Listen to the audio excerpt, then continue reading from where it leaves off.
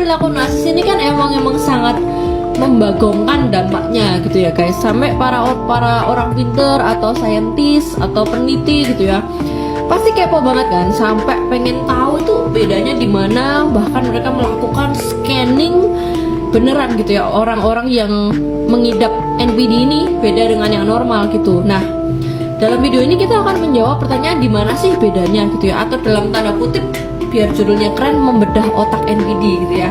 Kok bisa sih nggak punya empati gitu kan. Jadi ada seorang dokter yang bernama Cyrus Jackson, dalam tulisannya itu Seeing Narcissism in the Brain, mengungkap kalau para peneliti itu udah nemuin bahwa narsisis itu mengambil perspektif orang lain dengan cara yang bisa intelektual gitu. Jadi ada kinerja otak di setiap perilakunya. Seseorang bernama Dennis Choi, dia itu menulis yang berjudul Narcissist Lack of Empathy Detected in Brain Scans, yang artinya kekurangan empati dari narsis ini memang terdeteksi dari hasil scan otak yang bertanggung jawab untuk empati manusia gitu. Nah, jadi untuk menjawab pertanyaan ini, otak NPD emang beda. Nah, bedanya ada di mana? Nomor satu, bagian yang disebut dengan insula interior. Nah, di sini kita akan mulai bicara teknis. Soalnya kan penting untuk kita memahami kenapa narsis itu begitu suka banget sama diri mereka sendiri dan nggak punya empati terhadap orang lain gitu ya. Karena ada kelainan struktur di wilayah otak yang bertanggung jawab pada empati manusia gitu ya. Jadi penelitinya itu menggunakan resonansi magnetik untuk memindai atau men-scan, mendownload gitu ya otak dari 34 orang, 17 orang yang itu narsisis, 17-nya lagi normal. Nah, hasilnya itu ternyata guys, narsisis patologis memiliki lebih sedikit materi abu-abu di bagian korteks cerebral yang disebut dengan bagian insula anterior kiri. Nah, padahal materi abu-abu ini itu banyak banget sel neuronnya, sel otak non neuron juga yang menyediakan nutrisi dan energi untuk neuron berfungsi dan menerima informasi gitu ya. Jadi korteks insular terdiri dari materi abu-abu ini dengan banyak lapisan saraf-saraf gitu ya, terhubung juga ke sistem limbik. Wilayah ini tuh terbuat dari materi abu-abu yang ibaratnya tuh kayak perkabelan di dalam otak kita gitu, yang memainkan peran besar dalam kesadaran. Nah, disinilah pusat kasih sayang dan empati berada. Jadi nomor satu guys tadi ya, adanya bagian insula interior. Nah, kemudian nomor dua, penelitian serupa itu dilakukan di Psychology of Southwest University, itu di China, dilakukan oleh seseorang yang bernama Yuma. Para peneliti itu menyelidiki hubungan antara ketebalan kortikal dan volume kortikal pada korteks cerebral dan narsisis patologis dalam sampelnya 176 mahasiswa. Semua siswanya itu di-scan menggunakan pencitraan kayak resonansi magnetik struktural. Data ini dianalisis untuk membandingkan hubungan antara struktur otak dan skor narsisismenya, disesuaikan dengan usia, jenis kelamin, dan total volume otak gitu ya. Nah, hasilnya apa nih?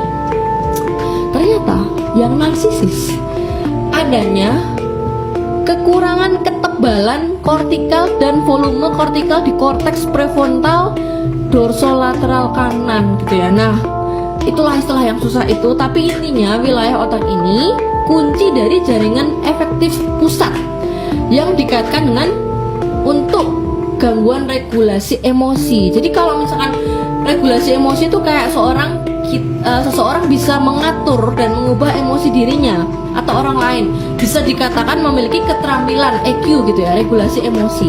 Jadi kayak bisa tetap tenang di bawah tekanan, tetap bijak dalam menjawab. Nah, kalau tidak memiliki kemampuan ini atau kurangnya kemampuan ini, makanya EQ-nya tuh agak kurang gitu ya guys. Yang nomor 2. Nomor 3, selanjutnya narsisis patologis dikaitkan juga dengan berkurangnya volume kortikal di bagian gyrus postsentral kanan, korteks prefrontal medial kiri, dan ketebalan kortikal di korteks frontal inferior kanan.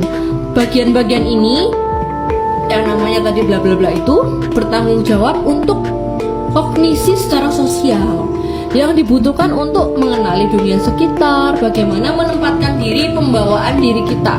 Nah, dari contoh penelitian pada otak narsis ini, emang nunjukin kalau mereka tuh menderita gangguan kepribadian. Struktur daerah otak yang terkait dengan empati ini beda gitu ya. Jadi penyebabnya itu memang bisa dari trauma masa kecil atau genetik. Seseorang yang mengalami trauma itu bisa memengaruhi fungsi otaknya, bagian kayak tadi ya, insula anterior, korteks prefrontal, hipokampus, amigdala, korteks. Jadi itu bisa berkurang fungsinya karena efek-efek dari trauma masa kecil gitu ya. Perubahan ini menyebabkan efek yang menghancurkan, dan ketika anak-anak ini menjadi dewasa, mereka akan melanjutkan siklus abusifnya itu dengan pasangan atau bahkan dengan anak-anak mereka sendiri gitu.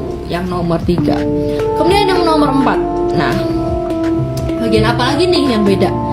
Adalah bagian yang abnormal atau sedikit rusak gitu ya, bagian PFC, sektor ventromedial dan anterior cingulate dari PFC digunakan untuk apa?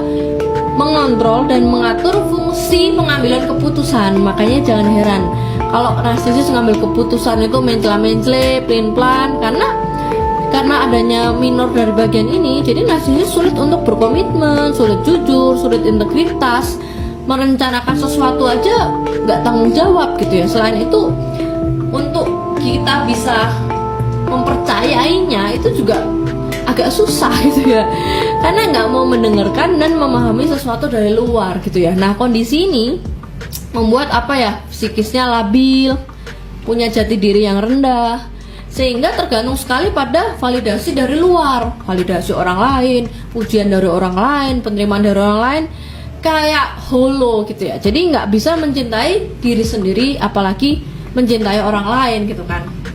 Nah, itu tadi bagian yang nomor 1, 2, 3, 4. Selanjutnya kita lanjut ke part 2.